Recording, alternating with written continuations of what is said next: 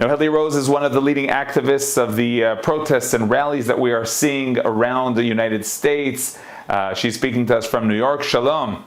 Shalom, how are you? So we're seeing all different levels of protests, all different incidents, all different events throughout the past days. Tell us where the protest movement is standing today. Right now it's still a lot of chaos.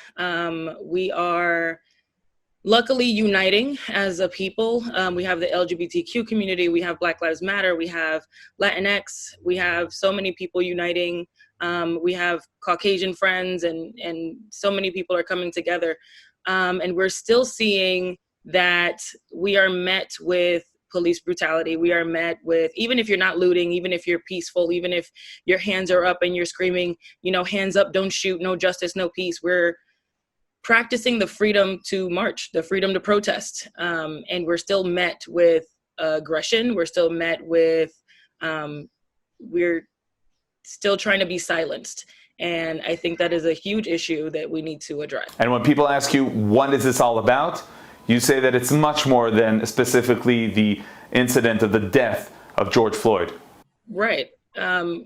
It's not only about George Floyd, and it's not only about the handful of recorded police killings in America. We are also talking about racial injustice in the workplace. We're talking about redlining with banks and not giving loans, like home loans, to people of color.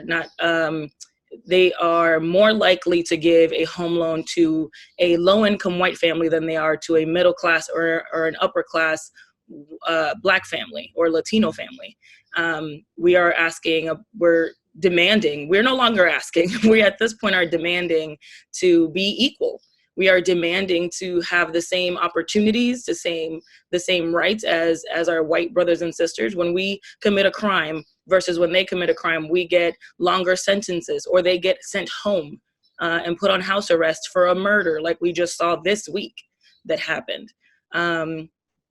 So there are so many differences between Black and brown people in America versus white people in America, and it's huge, and it's in all departments. It's not only with redlining at the banks; it's also segregation in the schools, funding for schools. And then, Nohely, came the looting and the riots. How do you relate to that?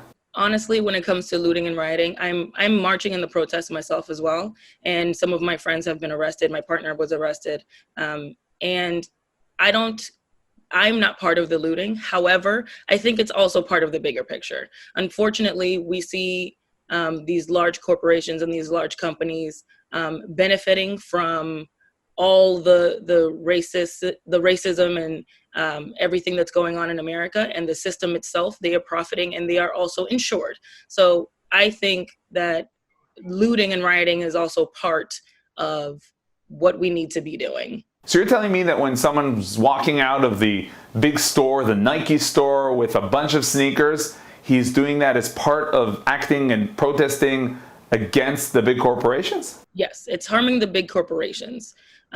It's going into the pocket of America, the financial pocket of America. These companies essentially need to be torn down. And we're taking that into in a very literal way. So it's not just about the purse that I want, or the Nike that I want, or any of those things, the TV that I want. And we also need to look at, why is it that a broken window is the only way that a lot of these people are seeing as an opportunity to get what they otherwise can't afford. I will never have this TV, so this broken window is my only way to get what I don't have. We need to also address the fact that that is a bigger problem in our communities. But then when a policeman later on will see one of the African American communities doing something, he will remember the pictures from the riots of 2020, and there we have justified over-policing. I don't think that's justification. We are watching officers going into these protests in riot gear. So after 9/11, they got really heavy with the equipment that they're using, that the police are allowed to have at the police department. And the funding for the police departments are in the billions. So when we are asking to defund the police, is to reroute this money into the community for mental health, for education, for medical. We are asking them to stop killing us. We are asking them to stop over policing Black communities. We are asking them, we are demanding for them to stop physically assaulting and shooting at and tear bombing Black and brown people in these protests, and everyone in general in these protests. Protesters are not aggravating the police. They are not attacking the police, and the police are attacking us. We have the freedom of speech. You know, things used to be, as a figure of speech, black and white back then. But, you know, nowadays there are policemen who are black, Afro-American politicians. The picture is much more complex these days. It's very, I think people are misunderstanding the point. I think it's not as complex as it all seems. I think it's a lot of information that people don't have. I think it's also miseducation. We are missing a huge part of American history. We are forgetting that Black communities have been torn down to make way for freeways. We are forgetting places like Seneca, that it was bulldozed to make room for Central Park. And that was the Black community that was thriving. People were finally owning land. We are forgetting places like Tulsa, Oklahoma. We are forgetting places like Rosewood. These are neighborhoods. These are Black communities that have been bulldozed because it's a Black community. We are forgetting how Black people have been treated in this country. And now that we are sick and tired of being sick and tired. So, Nohely, when is this going to end and how? We don't know when it's going to end. We don't know how it's going to end, but we know that it needs to stop. And we believe that if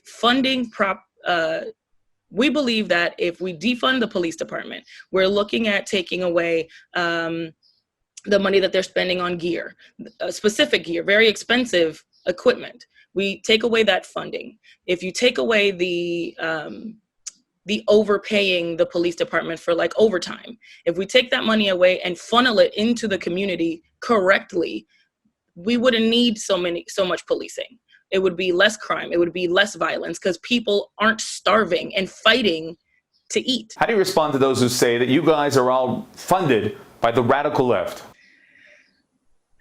My response, I don't really have a response for that, to be honest with you. I don't have a response for that because I don't see us being funded. I see us being angry and going out in the street and exercising our right to protest. We don't see the police policing white protesters that wanted to get haircuts in the middle of a pandemic in Michigan. They weren't met with brutal force like we are met. We are met with riot gear, with guns, with them physically running us over in the middle of the street in New York City for protesting for equality. We're not asking for more than, we're asking for same. Regarding the Jewish community, we did see one rally. In general, is there cooperation or big differences? There are still big differences, but I do see some of the Jewish community banding together with the Black community. But to be honest, I haven't seen much of the Jewish community in the protests along with us. So that I've seen while I've been marching and while I've been outside. So I can't really comment on that as well. Nohely Rose, New York, thank you very much for joining us. Absolutely. Thank you so much for having me.